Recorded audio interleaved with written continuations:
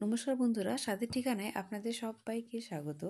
আজ আমি আপনাদের সাথে রেস্টুরেন্টের একটা খুবই জনপ্রিয় খাবার যেটা হচ্ছে চিকেন মালাই কোফতা তার রেসিপি শেয়ার করছি। আর এই কোফতাগুলো খেতে এতটাই নরম হয় যে মুখে দিতেই একেবারে মিলিয়ে যাবে।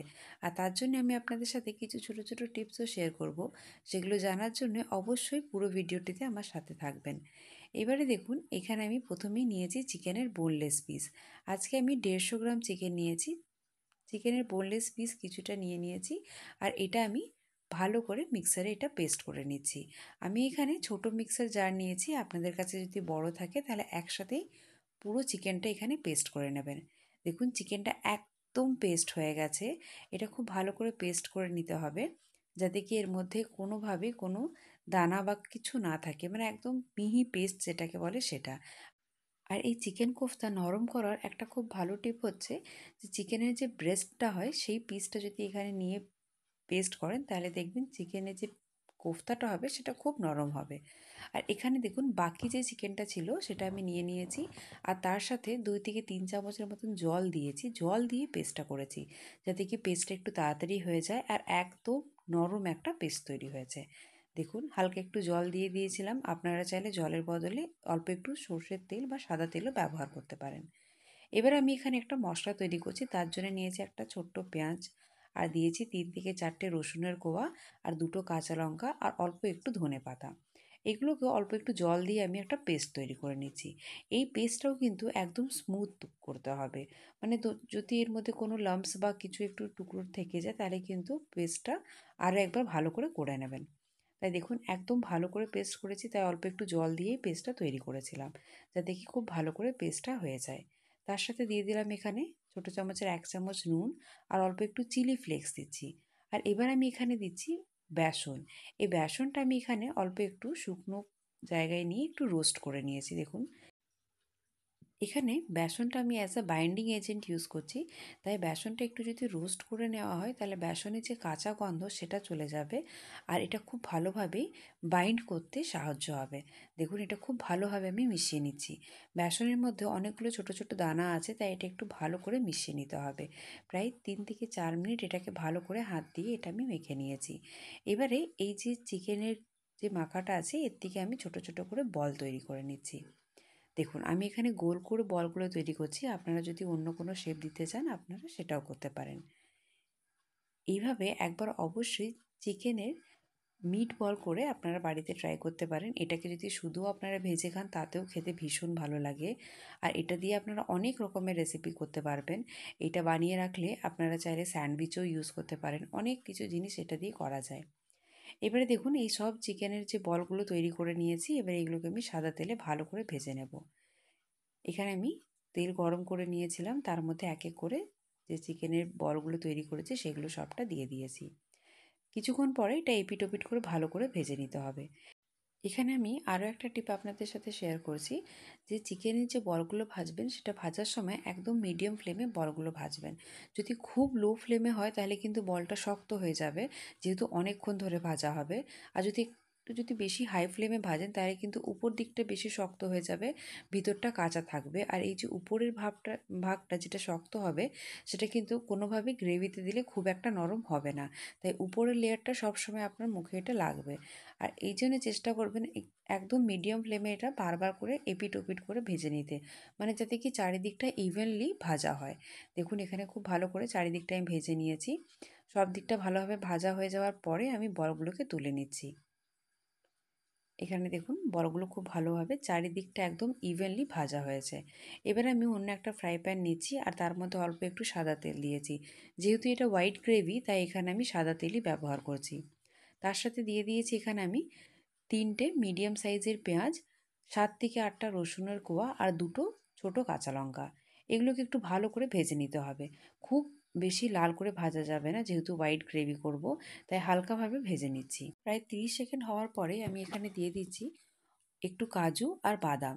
এখানে আমি প্রায় 12 থেকে 14টা কাজু নিয়েছি, আর 10টার মতন বাদাম নিয়েছি। বাদামগুলো আমি গরম জলে আধ ঘন্টার জন্য ভিজিয়ে রেখেছিলাম, তারপরে খোসাটা খুব ইজিলি ছেড়ে গেছে, আর তারপরে এখানে আমি অ্যাড করেছি। এই কাজু বাদাম দিয়ে মশলাটা আরও একটু প্রায় 1 মিনিটের মতন একটু হালকা নাড়াচাড়া করে ভেজে নিতে হবে একদম লো ফ্লেমে।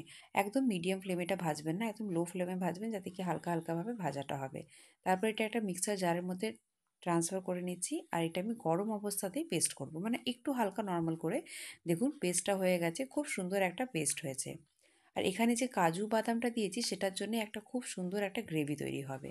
এবার এখানে গরম তেলের মধ্যে দিয়ে দিচ্ছি একটা শুকনো লঙ্কা, ছোট দারচিনি, 4টে ছোট এলাচ, 5 থেকে 6টা লবঙ্গ আর 7 থেকে 8টা গোলমরিচ।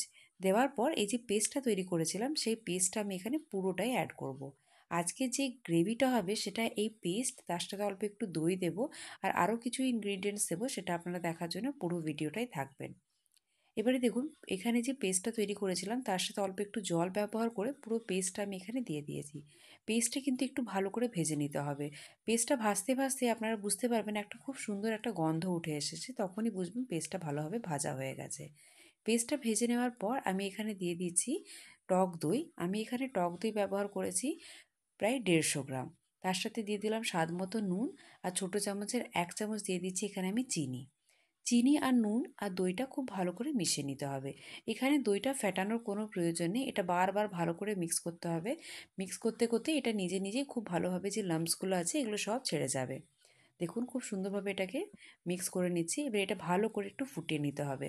তার জন্যে এটা আমি একটু ঢাকা দিয়ে রেখে দেবো। ঢাকা দিয়ে প্রায় এটা 1 থেকে 1.5 মিনিটের জন্য একদম লো ফ্লেমে কিন্তু পুরো রান্নাটাই করতে হবে এবারে। এটাও একটা খুব ভালো টিপ, আপনারা সবসময় মনে রাখবেন এই রকম রান্না যদি লো ফ্লেমে করেন তাহলেই কিন্তু টেস্টটা খুব ভালো আসবে। আর এই যে তেলটা দেখছেন ভেসে উঠছে, এটা কিন্তু যে দইটা ব্যবহার করেছি তার জন্যই তেলটা ভেসে উঠছে। একবার এটা ভালো করে নাড়াচাড়া করে দিয়েছি। আবারও এটা কিছুক্ষণের জন্য আমি ঢাকা দিয়ে দেবো। এদিকে আরও একটু মশলাটা ভালোভাবে কষানো হোক, আর তেলটাও দেখুন খুব সুন্দরভাবে ভেসে উঠছে। প্রায় আবার এটা আমি 1 থেকে 1.5 মিনিটের পরে খুলে নিয়েছি। আপনারা দেখতেই পাচ্ছেন পুরো উপরে একদম তেল ভেসে উঠেছে, মানে মশলা খুব ভালোভাবে কষানো হয়ে গেছে। আর এটা নিচ থেকে একদম লেগে যায়নি, যেহেতু এটা আমি একদম লো ফ্লেমে কষিয়েছি বলে। এবার এখানে চিকেনের যে কোফতাগুলো তৈরি করেছিলাম সেটা একটা একটা করে দিয়ে দেবো। এখানে দেখুন মশলাটা এত ভালোভাবে কষানো হয়েছে যে খুব সুন্দরভাবে বারবার করে কিন্তু তেলটা উপরে ভেসে উঠছে।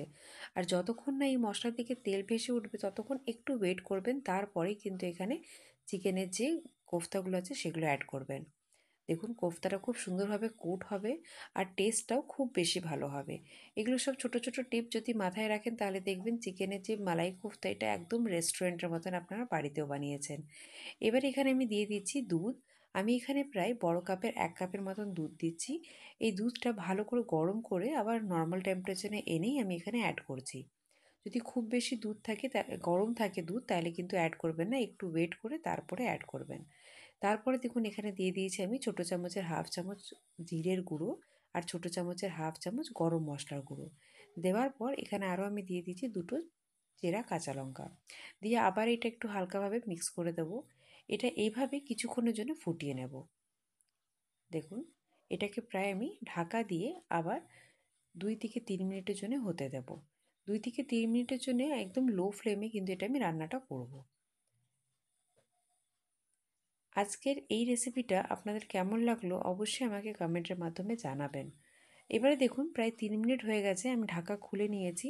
আর তার সাথে এখানে দিয়ে দিচ্ছি অল্প একটু ধনেপাতা কুচি আর অল্প একটু কাসুরি মেথি। আর খুব সুন্দর একটা কালার এসছে।